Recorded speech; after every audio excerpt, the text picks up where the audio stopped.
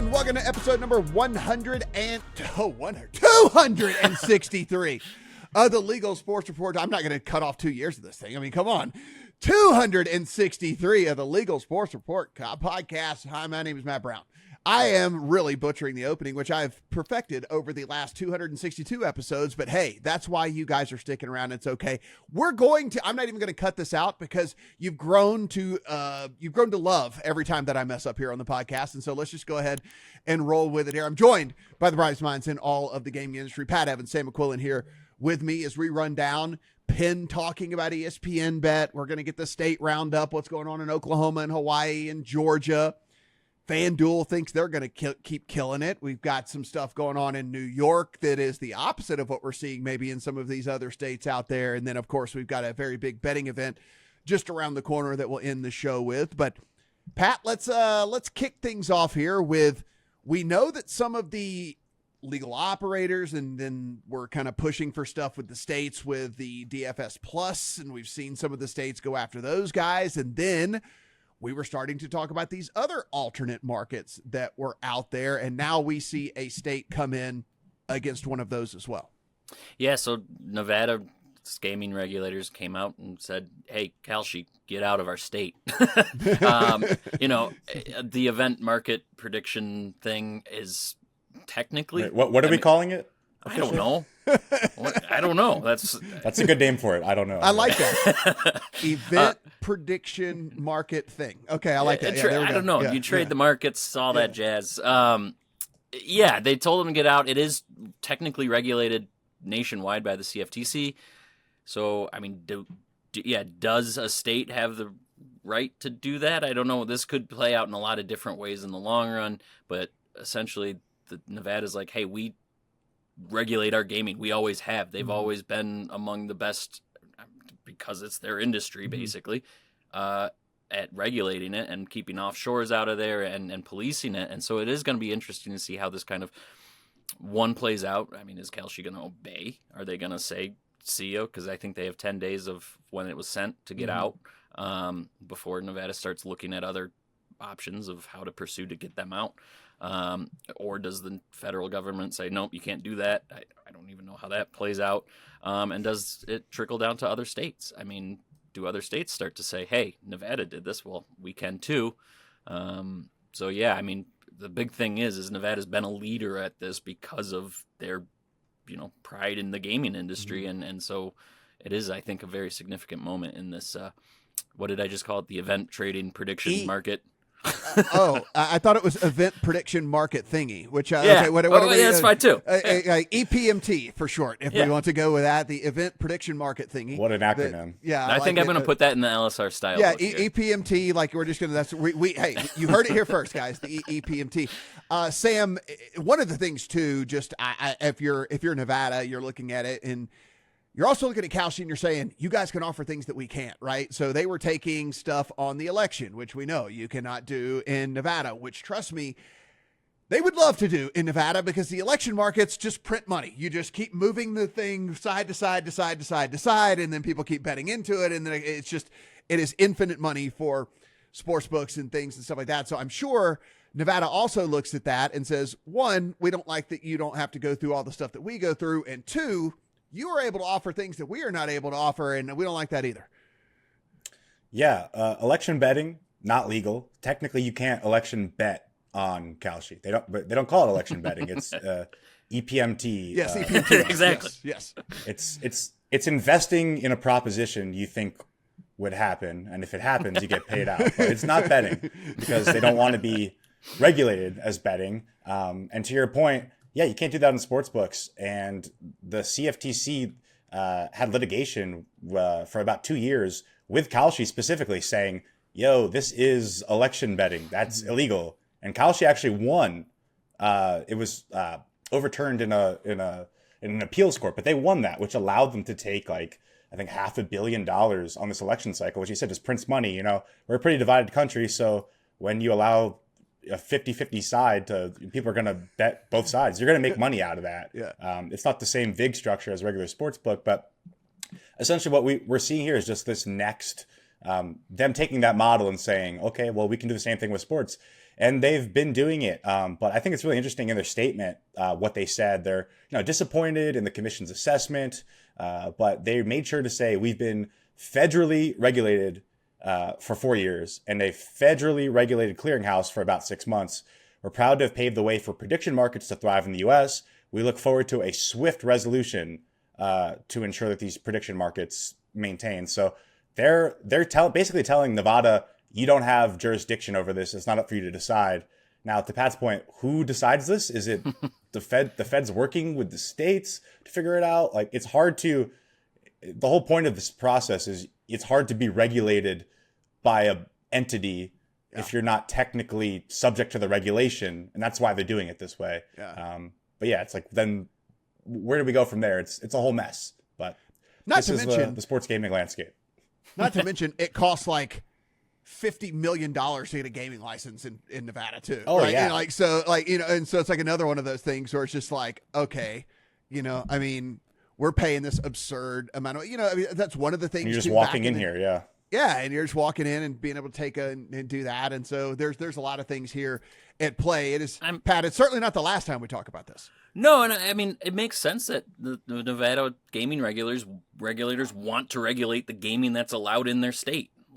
And that's what, while they do claim they're not, they are in this sense. So isn't everything a prediction mark? I mean, like, seriously, right. I get, it is, right? I mean, it's an investment, not a bet, honey. Yeah, it's an investment.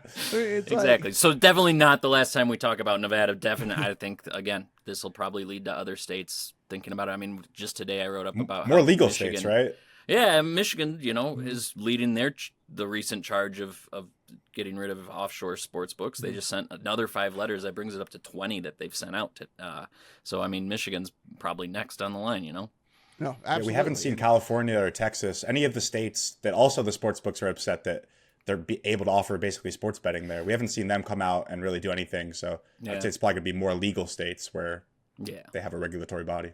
Yeah, going to be super interesting. We will be talking about this a lot. I can promise you that here on the pod. Sam, Penn, and we have talked a lot about Penn here on this very podcast, and was curious as to how the partnership with ESPN would pan out. I think that I don't think we're being brutal here by saying that probably not exactly how we thought for sure it was going to catch on, and I think Penn even came out and was kind of honest about that. Yeah, I mean, you have there's a proxy battle right now at Penn for leadership, which is basically, and the main issue behind that, the main reason that these investors are trying to take over and get rid of management is because they've called online gaming an abject failure, and ESPNBet is at the forefront of their online gaming. It's just, again, this is one of the many things that has not gone great for Penn. Obviously, the Barstool thing was it was what it was. It didn't get any market share. They ended up selling the company back to Portnoy for $1 after spending almost $500 million to acquire it. Then they moved on to ESPN. But it's pretty interesting. They had this earnings call about a week ago where Penn has, again, been very upfront about ESPN being a long-time investment. Like, there's all these things we can unlock with ESPN's assets, utilizing the worldwide leader. They've kind of been telling investors, hey, we know it's taking a long time. We're making all these investments. And to the point, product changes, all these things, like, they take a long time and a lot of money, but that's all kind of Penn has really done is spend money and spend time, and they don't have much to show for it. They lost $110 million in EBITDA in the fourth quarter, which was not what they wanted to do with this segment, still lagging behind. And they came out, like, to your point, they came out and said, CEO Jay Snowden came out and said, this hasn't gone great. We still believe it's going to get better. But for the first time ever, he put on the table the fact that they could get out of this ESPNBet partnership. There's this clause after 3 years. We're coming up on the 2-year anniversary this year of this partnership, which so far has led to a 3% share of handle, which is really not good. FanDuel has about 47%, just for context. But there's a clause in that contract. Once you hit the 3-year mark, ESPN can walk away and say, we're not doing this anymore. It's not working out. We've committed a lot. And for the first time, Snowden put that on the table. He said, if we want to make online gaming better, we do have the option of just abandoning this entire thing. And now so it was a deal worth $1.5 billion up to $2 billion over 10 years. So I guess it's better not to lose all your money, but they still that's a good cut your losses. But this is a point where they've already had a ton of losses. So if you're a real believer in this product actually working, if you're one of those people who's been bullish on, it's a long-term thing, they'll be able to utilize the asset ESPN to work out. This is a brutal blow for you. The fact that management is basically accepting that, hey, just so you guys know, we might have to cut our losses next year. Pat, I'll admit I was a little off in this. While I didn't think that it was going to blow up, I didn't think that it was like, ESPNBet is going to go and challenge DraftKings and FanDuel. That's not like what I thought. I did think, and I guess in the theory it still could be. I did think that the upside could be fourth or fifth, like fourth or fifth. And if you're getting like a fourth place share, that's fine, right? I mean, like you had to know taking over, you probably were never going to be 1 or 2, and so your aspirations was probably to be 3, 4, maybe 5, something like that. And it just hasn't gotten there. And look, I think at the very beginning, I was pretty skeptical of how much ESPN was helping in all of this. Like you could have opened the ESPN fantasy app and like you wouldn't even have known ESPNBet existed, right? It's like pretty natural crossover. These guys are playing fantasy sports. Like why the hell doesn't it lead you over there? They did implement that last season at least, so that was part of the deal. I mean, they rebranded their sports betting show to ESPNBet Live now, and all of that. So I mean, they have made some changes over on the ESPN side that hasn't really bared fruit quite yet. I'm not going to bury it. I think that there is maybe still some time and we can figure some stuff out, but I'll admit I was wrong. I did think there would be at least a bump, right? And I don't know if we've seen that bump yet. You certainly haven't seen that bump. I mean, it is kind of crazy to Sam's kind of talk of how much money they've spent. I mean, to what seemingly should have been decent opportunities. I mean, I'm not a Barstool fan in any means, but I understand their audience and their capturing and how did that not succeed? But then you drop that and then you go to ESPN, which I'm a huge, I grew up on SportsCenter 5 times a morning, the same, top 10 plays for, you just sit there and watch it. And how is it not catching on? And it's just kind of mind blowing that they've been able to spend that much money on ideas and partnerships that seemingly should be successful just on paper and just not work.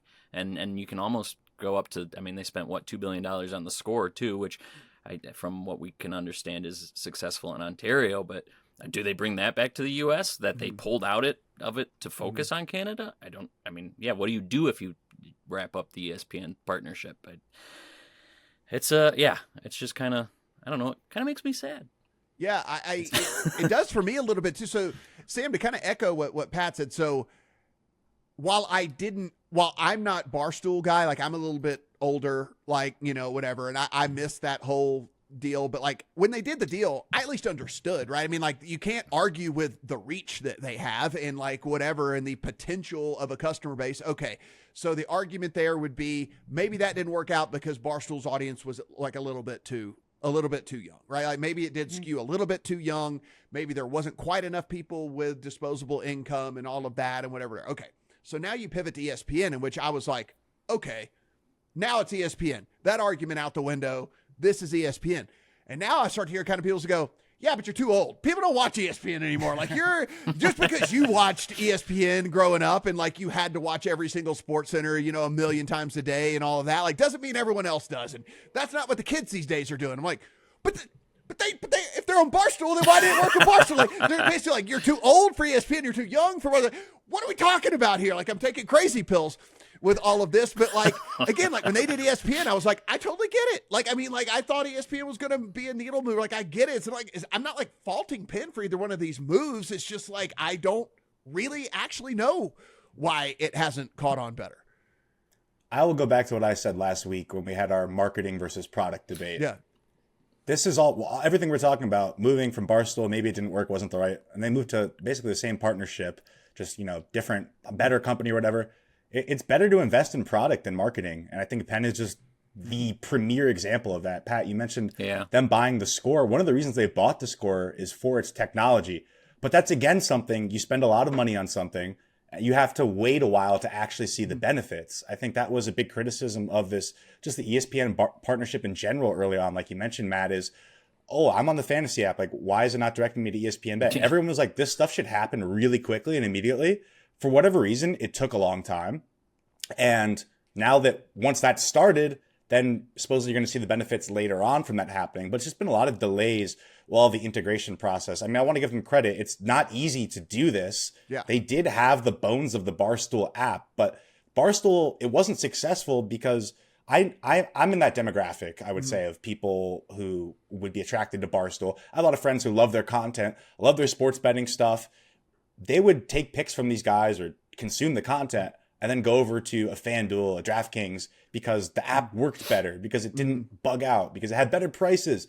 That's been people's main gripe who actually use the app, is like, hey, it's not a good app. So you can't just pay $2 billion for ESPN or the next brand that's going to come along and hope that's going to fix everything. Like, those integrations are great if you can actually do them and realize them, but you have to be marketing a good product, which I think FanDuel and DraftKings have demonstrated is we're not going to ramp up our marketing until we actually are marketing something that people will use and want to keep using. You know, my main question is, Pat, go ahead. Where's Maxim Bet? Yeah, Maxim Bet. I mean, if it's all about marketing, you're right. It's that should have let us know it's not all about marketing, because Maxim Bet didn't make it. So obviously that's not the deal.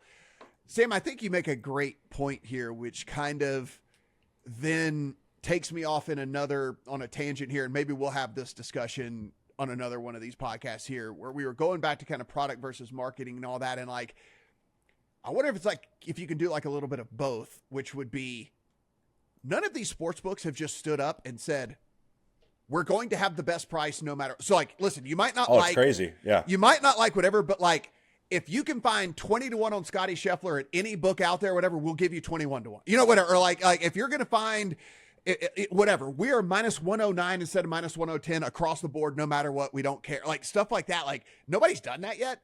And it seems like if you're really trying to kind of like claw your way up to the big boys, like it's at least worth an experiment, right? Like see if people care about that at all. Like no one's really stood up and be like, that's it, right? Like here we are.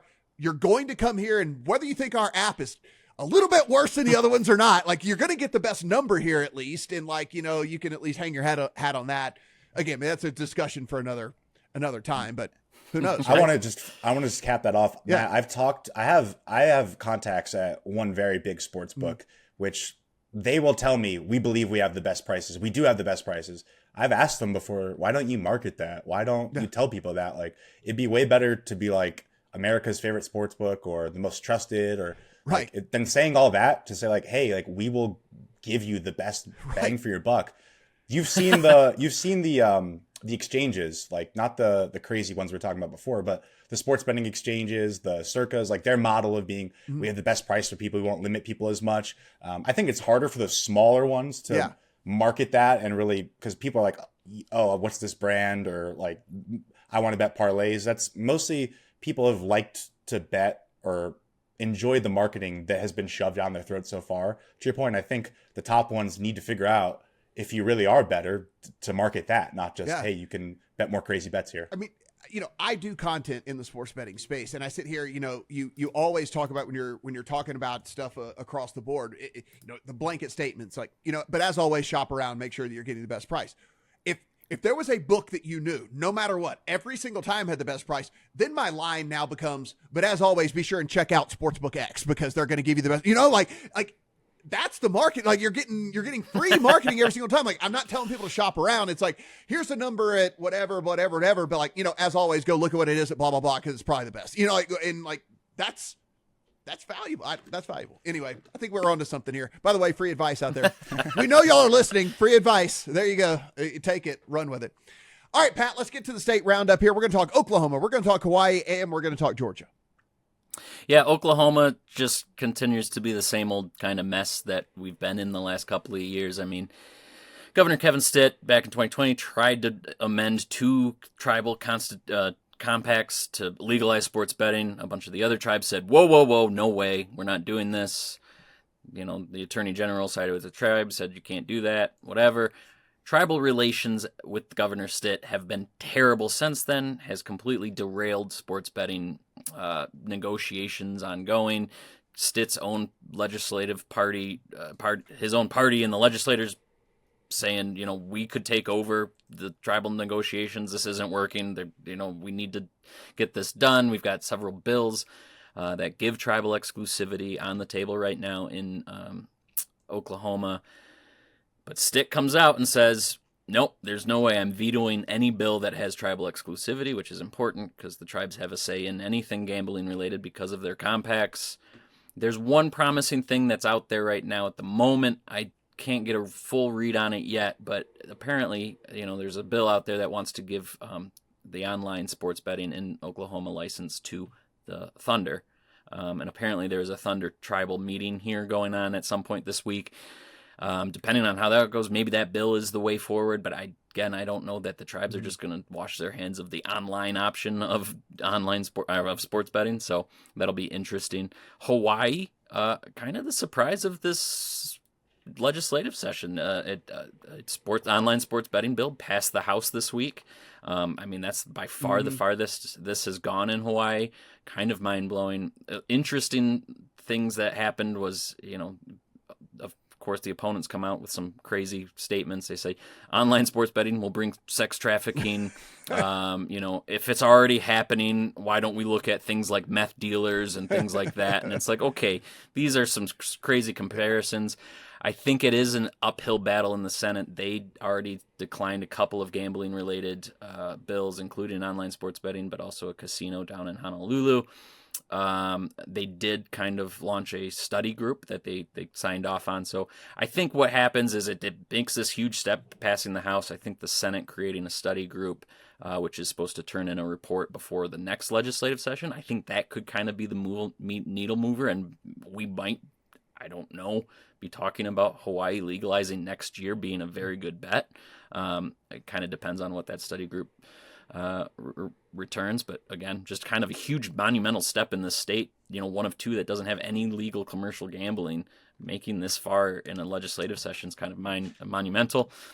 Georgia is still alive as we're talking. It could be being talked about in the Georgia's House floor. Earlier this session, the Senate declined to move anything forward, saying this needs to be House-driven. And yesterday, a constitutional amendment to legalize online sports betting passed a House committee and did move on to this floor with a recommend do pass. So this could be, again, a good chance in Georgia. We've talked about it a lot in the past couple of years about Georgia coming close. Things sideline it. It is a constitutional amendment, so it does have to overcome that giant 2/3 vote hurdle in both chambers and then go to the ballot next year and get a public approval, which 63% in the latest University of Georgia poll do want sportsbooks. So I don't think that would be a huge hurdle, but the 2/3 votes in the chambers, which again, today is the crossover deadline to go from the House to the Senate. So we will know next week whether or not it makes to the Senate. But again, nothing is ever final in Georgia. I mean, if that's one thing we've learned the last couple of years, it almost always gets to the last day and we're watching it and then some crazy thing happens and votes fall off because the Republicans did something the Democrats don't like and you need the bipartisanship to pass this issue. So yeah, anyway, Georgia's still alive. Will it be tomorrow? Well, we won't know because we're recording this on Thursday, the deadline. So guess what? Cliffhanger. Stick around. We'll let you know next week for sure what goes on with all of that. And of course, if you want this a little bit more in depth, find it over at legalsportsreport.com. Sam, we have the market leader, and they are looking at 2025 and saying, we feel pretty good about where we're at. Yeah, I mean, if you're FanDuel, spoiler, that's the market leader. They've been the market leader for some time. They had 43% of the sports betting market in 2024 and 26% of iGaming, which is they're now the market leader in that as well. So yeah, you're feeling pretty good if you're FanDuel. You just had another dominant year, and there was a ton of industry-wide headwinds that made it a little bit more of a difficult year overall for the industry. Obviously the thing that gets talked about a lot is the historic streak of NFL favorites winning during the regular season, which hit a lot of companies during the fourth quarter. I think FanDuel, it said, had a $643 million loss basically to the revenue just from not winning a lot of bets in January. And that's hit a lot of other companies. That's one of the reasons that Penn had such a bad quarter. But the stock market or Wall Street rather continues to look at FanDuel as one of these companies that's really positioned better than everyone else to handle all these headwinds, like tax increases, like bad sports outcomes, anything else that we might not even be seeing on the horizon right now. Prediction markets, if those become a viable form of competition, everyone is saying FanDuel is the best way to play the gambling space. One bank, Truist, just put a $330 price target on the stock, which is about 260-ish right now. Hasn't been a great week for the stocks. Not really FanDuel's fault there. But it's a premium way to play it. And it was interesting to hear them talking earnings this week about kind of why they had such a good year. I mean, spoiler alert, parlays are up, which means handle's actually not growing as much as it was. I think that's like kind of an interesting part of it is that as people are betting more of these smaller margin bets or higher margin bets for the sportsbook, they're not spending as much money on bets, which is something FanDuel said we're not really worried about right now. Like we can kind of manipulate a handle pretty easily with promos, or we have ways to kind of figure that out. But they're tracking towards their targets. They had a 14.5% hold rate, basically win margin during the fourth quarter, which is pretty great considering historically it's been about 8%. They're targeting 16% hold by 2030. So they made $500 million in profit basically this year, which the next closest company was DraftKings at about 100 million. So things are looking really good for FanDuel right now. It's going to be really interesting to see how they kind of ramp it up or change. Back to the marketing thing, one of the big things they've done is worked on a lot of product. They have this Now Your Way parlay product, which basically allows further customization, people to bet, more of a better user experience, they say. And so far, the early returns are good for them. It's getting people to bet more legs more often, but they noted that they have not ramped up the marketing around this until they really figure out how to properly market it, which again, I think that is a very important lesson in this space. The leader in the space is not going to pour a ton of money into marketing this thing until they feel really comfortable that they've figured it out. So another kind of just demonstration, if they've been doing everything pretty well, especially international wise too, they're dominating there. So one more thing I'd add on this earnings call was the CEO, Peter Jackson of Flutter, came out and acknowledged the prediction market space.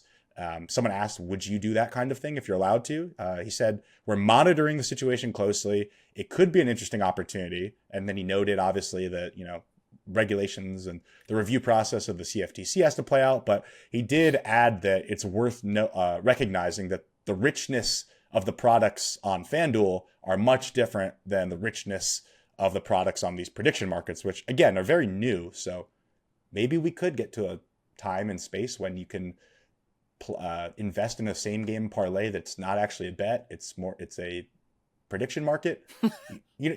Maybe we could get there. I don't know. A lot of things have happened, but it is interesting to note that he's kind of telling investors, we're not the same as them, even if they're allowed to stay around, but also keeping that door open. Hey, if this is a way to basically offer gambling, yeah, we're not going to rule it out. And Pat, one of the kind of like, and I didn't want this to necessarily turn into a, hey, let's heap all the praise in the whole world on FanDuel, but but honestly, like, look, when you're doing it right, like you should get as much praise as when someone's doing it wrong, and we give them as much air as we do. Kind of one of the low key successes that nobody really talks about. We talk about all of these like branding and marketing and media partnership failures and stuff.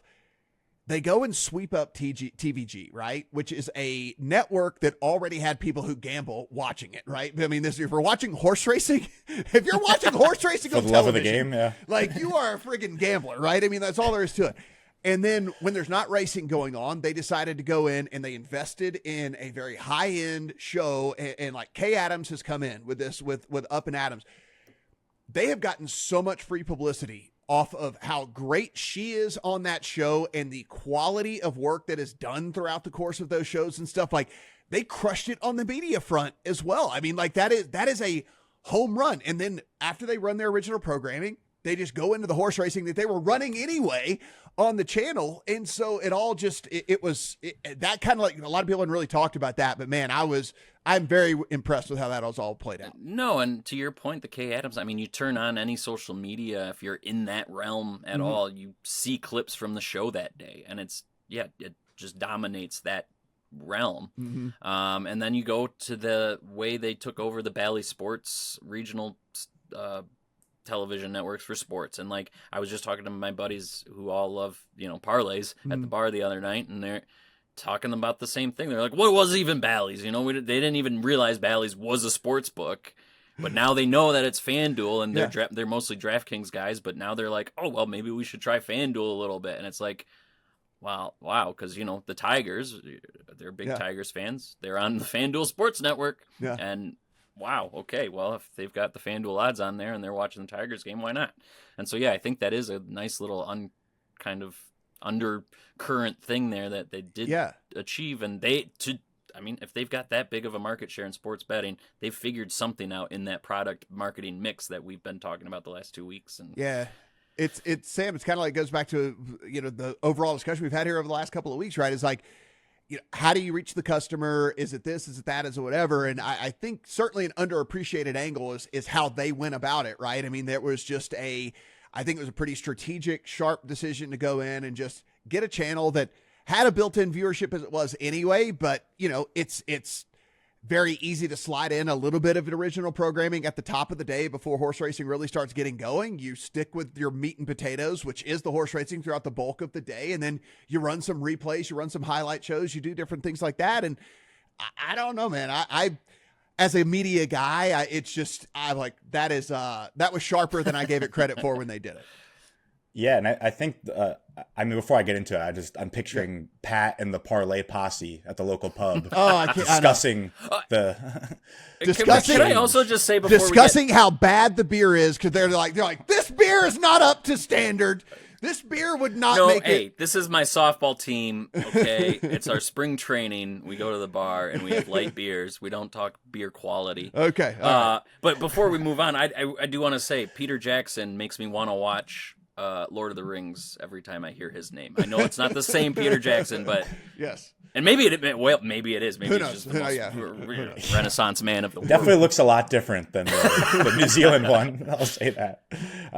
But back to FanDuel, if you talk to the people at FanDuel, they love Kay Adams. Like they could not be more appreciative of what she's done for them. Just not even on TV. Like you talk to them, they're not trying to be a big media. They're not trying to be the next ESPN. They're not trying to be more than what they are, which I think the self-awareness is very important as well. They love those clips that go viral on social media. I mean, she's a great interviewer. She gets a lot of great guests on. They'll also talk a lot about the talent that they've had come through there, which I don't know if they can really take credit for ESPN gobbling up Shams. Like, I think that was kind of the natural choice after Woj came out, but he did work for FanDuel for a while. Like they signed good people, and that came at a time, this ramp up, this investment in TVG, this building out of this like tangential media kind of thing that was going to be on the side. We're not going to be pushing things toward. That came at a time when every other sports book, Caesars, DraftKings, everybody said, wow, we're going to invest a lot less in media because it's not really, we're not seeing it pay off. Like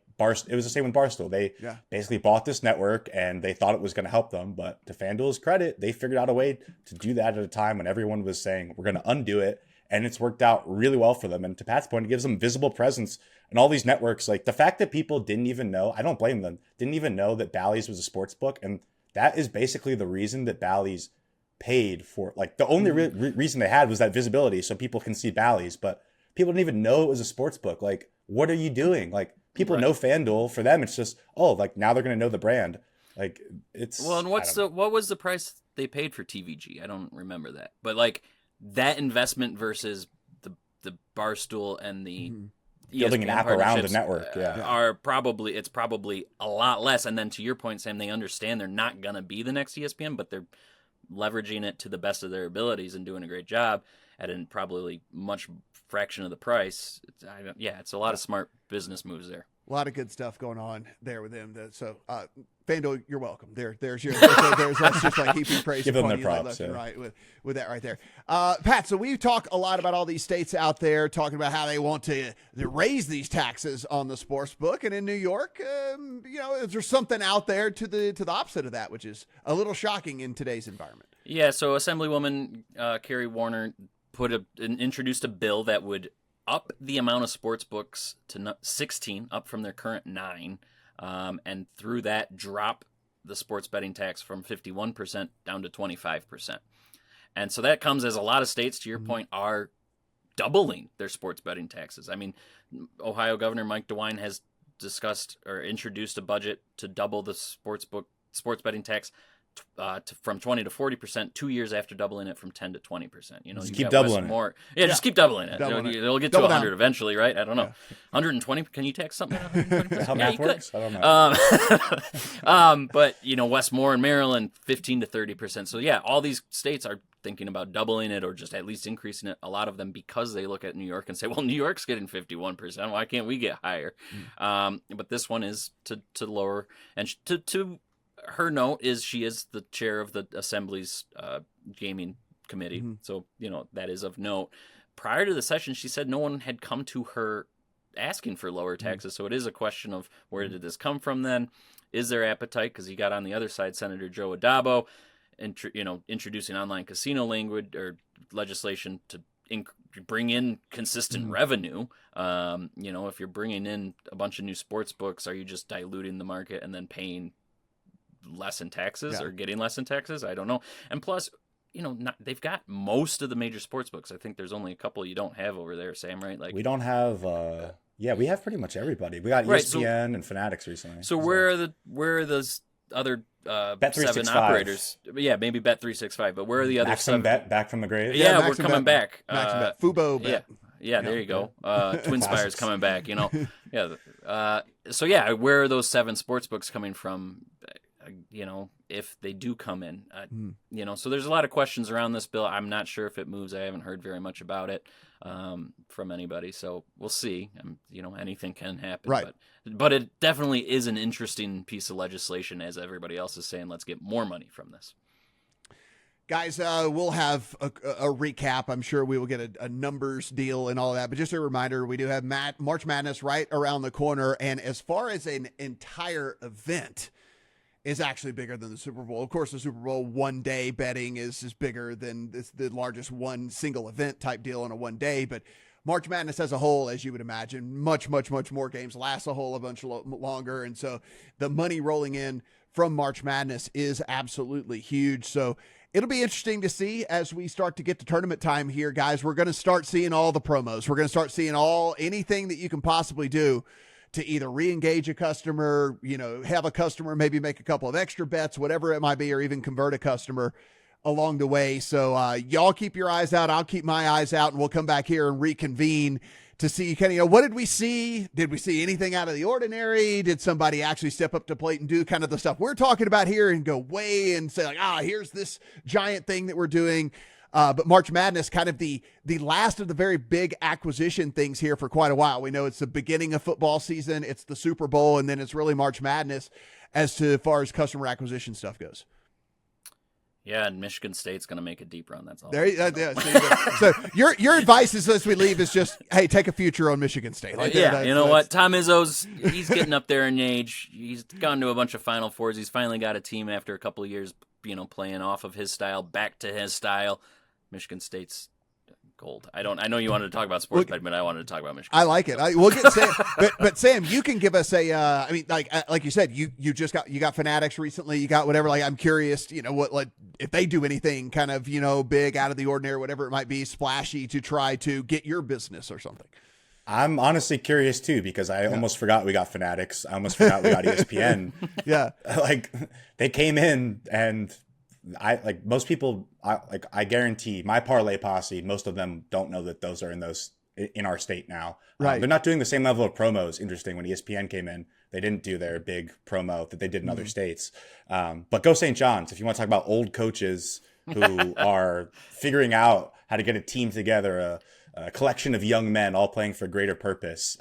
Plus 450 right now to make the Final Four. Fourth most bet team to make the Final Four at DraftKings by handle. So St. John's is too trendy. St. John's has gotten they can't hammered. shoot at all. They're down to 25 to win the whole thing. This was like I know it's people a celebrity with 80. thing. Yeah. I know people with 80 to 1 tickets. I know people with 60 to 1 tickets. I know people all the way down. Now we're sitting at 25.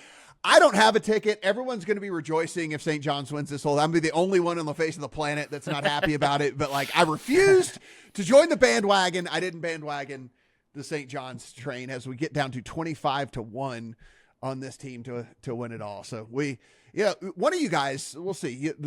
Maybe we'll have an interesting bet once the bracket comes out. We'll have a last longer between you guys, whatever. I'll pick a team. That'd be fun. Yeah. Yeah. I'll pick a Penn team. State's not going to make it, so I might as well take St. John's.